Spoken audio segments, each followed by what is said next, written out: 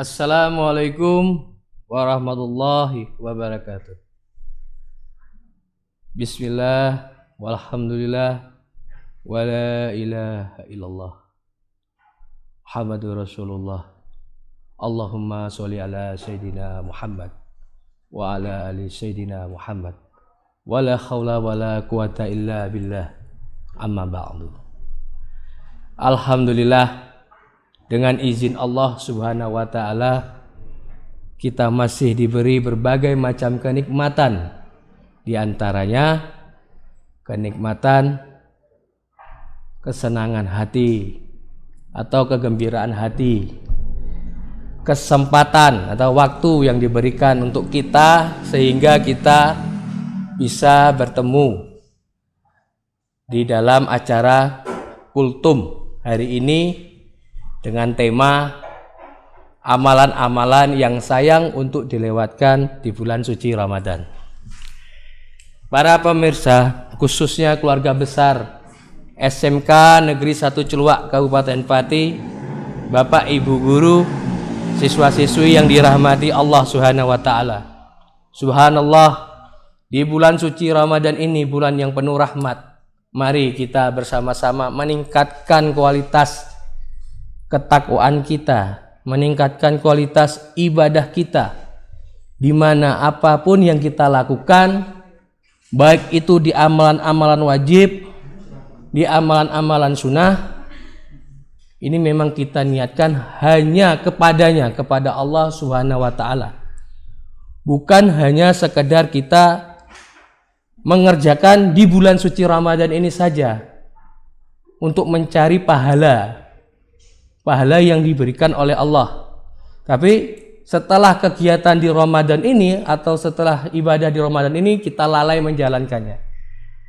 Jadikanlah amalan-amalan yang sudah kita lakukan nantinya ini di bulan Ramadan ini bisa istiqomah. Sebetulnya banyak amalan-amalan sunnah yang bisa kita lakukan di bulan suci Ramadan yang penuh rahmat ini. Selain amalan wajib, sholat 5 waktu ataupun puasanya. Yang pertama yang bisa dan mudah atau sayang kita lewatkan, ini adalah yang pertama, kita tadarus membaca Al-Quran beserta maknanya. Ya, untuk membaca Al-Quran beserta maknanya ini, kita membaca juga membaca artinya, kita pahami, kita resapi apa yang terkandung di dalam Al-Quran. Jadi bukan sekedar kita yang penting bisa khatam sekali 2 kali. Tapi yang penting kita tahu dan bisa kita ambil manfaat dari kita membaca Al-Quran. Yang kedua adalah sholat tarawih. Membiasakan diri untuk sholat tarawih, mengerjakan dari mulai hari pertama kita berpuasa sampai akhir kita berpuasa. Dalam melaksanakan sholat tarawih ini bisa dilakukan baik secara berjamaah maupun munfarid atau sendiri. Bisa dengan bilangan 23 rakaat, 20 tarawih, 3 witir. Bisa 8 rakaat, tarawih, 3 witir. 23 dan 11 rakaat itu sama, tidak ada masalah. Karena Rasulullah Shallallahu Alaihi Wasallam di zaman para sahabat juga mengerjakan 11 rakaat di saat mengimami. Jadi tidak ada masalah.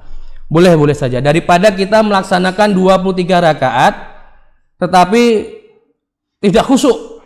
Bagaimana dikatakan tidak khusyuk? Kita berlomba-lomba untuk menyelesaikan rakaatnya. Ya, jadi sehingga bacaan-bacaan yang harusnya sesuai dengan tartilnya atau tajwidnya ini tidak terbaca dengan baik. Ya. Kemudian ada yang namanya zikir.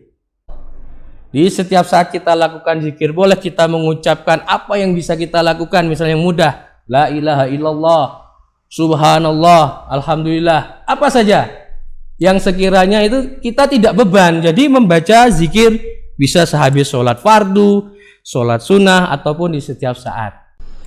Kemudian berikutnya adalah kita bersedekah. Sedekah, kemudian membayar zakat fitrah, kemudian infak. Nah, ini pekerjaan yang sangat mudah karena memang sudah ada aturannya di dalam situ. Nah, di mana dengan kita bersedekah, menyantuni anak yatim, orang-orang tidak mampu, atau barangkali di dalam Ramadan ini supaya harta kita berkah, untuk membuat hati kita senang, kita memberi hadiah kepada siapa yang kita sayangi atau yang kita senangi. Hal itu tidak akan mengurangi rezeki yang diberikan oleh Allah, bahkan Allah akan melipat gandakan. Apalagi itu kita lakukan di bulan suci Ramadan. Karena Rasulullah Shallallahu Alaihi Wasallam sendiri seorang yang dermawan. Jangankan di bulan Ramadan, di hari-harinya beliau itu sangat murah hati. Jadi selalu memberikan hal-hal apa yang bisa menyenangkan umatnya. Apalagi di bulan Ramadan, beliau sangat-sangat istilahnya banyak melakukan kedermawaannya. Nah, kemudian amalan yang mudah lagi kita lakukan adalah sholat malam. Sholat malam sambil bertobat. Jadi sholat malam ini sholat sunnah. Ambil saja yang bisa kita mudah lakukan apa, misalnya kita bangun tidur, sholat tahajud atau sholat istikharah, atau barangkali yang lebih gampang kita sholat hajat 2 rakaat, atau bisa kita lakukan sholat tasbih, setelah itu zikir, istighfar, perbanyak istighfar sambil kita berdoa kepada Allah, ya Allah ampunilah aku, kedua orang tuaku, sahabat-sahabatku, kalau kita punya keluarga, keluargaku, anak istriku, keturunanku, apa saja yang sekiranya doa itu bisa memberikan keberkahan buat semua. Jadi bukan hanya untuk diri kita. Jadi berdoa juga itu bukan berdoa dengan penuh nafsu, akhirnya harus memaksakan, tidak, tapi doalah sebagaimana kita ini memohon yang sebenarnya, ya. Kemudian amalan yang sangat mudah dilakukan yang terakhir adalah bagaimana kita bersikap sewajarnya, artinya bersikap perilaku yang baik di dalam kehidupan sehari-hari. Jadi itulah yang sangat-sangat mudah. Sebetulnya banyak sekali amalan sunnah yang bisa kita lakukan di bulan suci Ramadan ini, termasuk umroh juga. Tapi yang bisa kita lakukanlah dalam kehidupan sehari-hari, sehingga amalan itu nanti yang kita jalankan di Ramadan ini dengan rutinitas yang istilahnya kontinu atau istiqomah, kedepannya juga bisa istiqomah. Mudah-mudahan apa yang kita lakukan di bulan suci Ramadan ini mendapatkan rahmatnya dan ridhonya dari Allah Subhanahu wa Ta'ala, dan kita dijadikan hamba-hamba yang selalu bersyukur. Kiranya cukup sekian. Bila ada salah kata, mohon maaf yang besar-besarnya.